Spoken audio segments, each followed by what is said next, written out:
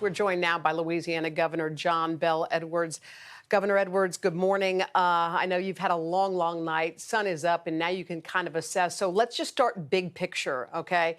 What are your biggest concerns with what you've seen, and what are kind of your biggest reliefs? Well, the biggest concern is we're still doing search and rescue, and we have individuals all across southeast Louisiana, principally Lafourche, Terrebonne, portions of Jefferson Parish, St. John the Baptist, who are in a bad place right now because their homes have been damaged to the point where they're uninhabitable. Many still have standing water in their homes, and they need to be rescued. So we're still very much in the search and rescue, the life-saving mode, and there's a very robust effort. But there's so much debris, power lines and trees and other debris in the roadways that it hasn't been easy getting to them. But I can tell you, starting at 3 o'clock this morning, we dispatched hundreds and hundreds of urban search and rescue personnel, high water vehicles, boats, and so forth. Right now, we have the entire National Guard. You're looking at them right there, mobilized, and we have 34 aircraft, about 195 of these high water vehicles that you're looking at, 73 boats. So that's the first order priority. Second order priority is making sure that our hospitals are able to continue to function because we have electricity issues all throughout southeast Louisiana, and we also have some water issues. You can't run chillers without water, and you can't do dialysis without water. But the biggest thing that happened in a positive way, Hoda, is the levee system really worked. Especially the hurricane risk reduction system there that protects Orleans and Jefferson Parish, and I know you know this area very well. It didn't overtop. There was no failure, and the situation in New Orleans, as bad as it is today, without the power, would be so much worse. All you have to do is go back 16 years, and you kind of get a glimpse of what that could have been like. But even further south, in Lafourche and Terrebonne parishes, for example, the levee system really held up very well. Otherwise, we would be facing much more problems today, but the damage is really catastrophic. This storm packed a very powerful punch. It delivered the surge that was forecasted, the wind that was forecasted, and the rain. And so we're going to be responding to this hurricane for quite a while, and then we're going to be recovering from it for many months. Oh, I know. Governor Edwards, let's talk about it, because power and water are two things you need to survive. So we're talking about New Orleans Parish and Jefferson Parish.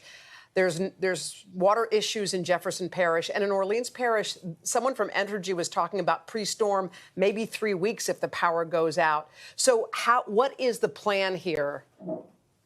Well, as you know, Hoda, the storm just exited the state several hours ago. The sun has been up for about 3 hours. We have people with the Public Service Commission and Entergy and other power companies out assessing the damage right now. The bad news is there are 8 main transmission lines going into the New Orleans area, all of which failed. The good news is there are 8 lines, and they're not all going to be damaged the same. And so we believe that there should be an opportunity to power up much of New Orleans relatively soon. Through one of those lines, but we're still working on that, and there's some other options there too. And while we're talking about New Orleans, I want you to know this is the issue for all of southeast Louisiana, and it really isn't a million people without power; it's a million accounts. So those are homes or businesses, and so my guess is, and this is in the neighborhood of a guess, it's probably closer to 2 million people without power right now, and we're working as hard as we can.